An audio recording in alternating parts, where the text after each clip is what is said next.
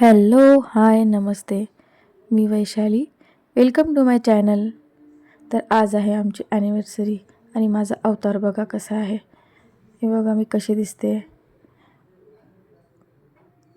पण मला ना यांचा फोन आला सायंकाळी आणि ते मला बोलले की सगळे लवकर रेडी व्हा, मी थोड्या वेळात पोचतो आहे, आपण डिनरसाठी बाहेर जातो आहे. मग काय, मी पटकन रेडी झाली आणि हा बघा माझा फायनल लुक.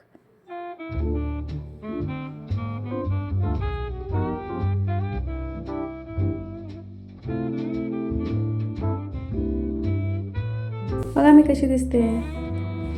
त्यानंतर आमचे साहेब पण ऑफिसमधून आले, ते पण रेडी झाले आणि मग आम्ही फास्टमध्ये निघालो सेलिब्रेशनसाठी. हे आहेत माझे सासू सासरे, म्हणजे आमचे आई बाबा, आणि माझ्या मुलाची नेहमीप्रमाणे ड्युटी असते की ते आजी आणि आजोबांना व्यवस्थित आधी कारमध्ये बसून देईल आणि नंतरच तो बसेल. तर हे इथे तो तेच करतो आहे.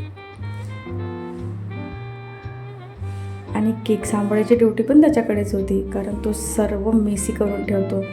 म्हणून नेमकी आज मी ती ड्युटी त्याच्याकडेच दिली होती. केक तर त्यांनी येतानाच घेऊन आलेले होते ते ऑफिसमधून येताना, पण आम्ही घरी कट न करता मग हॉटेलला जाऊन कट करायचं ठरवलं. तर हे बघा आम्ही पोचलो आहे हॉटेलला. आणि तुम्हाला एक सांगायचं आहे, आम्ही ना प्युअर व्हेजिटेरियन आहे, त्यामुळे आम्ही जिथेही कुठे जातो तिथे प्रत्येक ठिकाणचं प्युअर व्हेज हॉटेल शोधून काढतो आणि एकूण एक प्युअर व्हेज हॉटेल ट्राय करत असतो. आणि आम्ही एकदा आधी पण इथे येऊन गेलेलो आहे, त्यामुळे आम्हाला इथलं सगळं खूप छान आवडलं होतं, म्हणून पुन्हा आम्ही इथेच यायचं ठरवलं. आणि हॉटेलमध्ये पोचलं. त्यानंतर आम्ही केक वगैरे अरेंज करून घेतला, थोडं स्नॅक्स वगैरे ऑर्डर करून घेतलं. पण आमची मुलं कुठे गायब आहेत बघा. आमची मुलं ना आजकाल प्रत्येक हॉटेलमध्ये ना ट्रॅम्पोलिन पार्क वगैरे प्ले एरिया असतोच, त्यामुळे आमची मुलं तर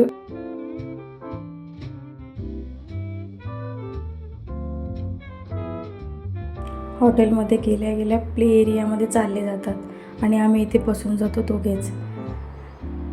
तर आम्ही त्यांची इथे वाट बघत होतो. त्या वेळात आम्ही काही टाईमपास केला बघा. आणि जशी मुलं आलीत तशी आम्ही केक कट करून घेतला. आणि केक काय तर चॉकलेट केक. मग काय आरव आणि माही खुश, दोघांनीही छान केक एन्जॉय केला.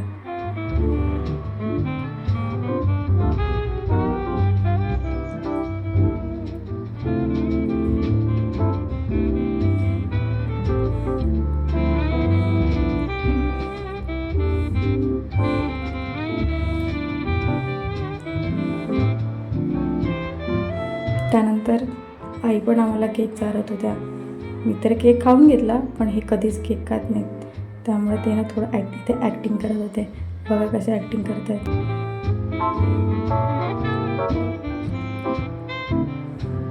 त्यानंतर आम्ही काही फोटोज क्लिक केले, जेवण केलं आणि आम्ही मग निघालो परत आमच्या घरी जायला.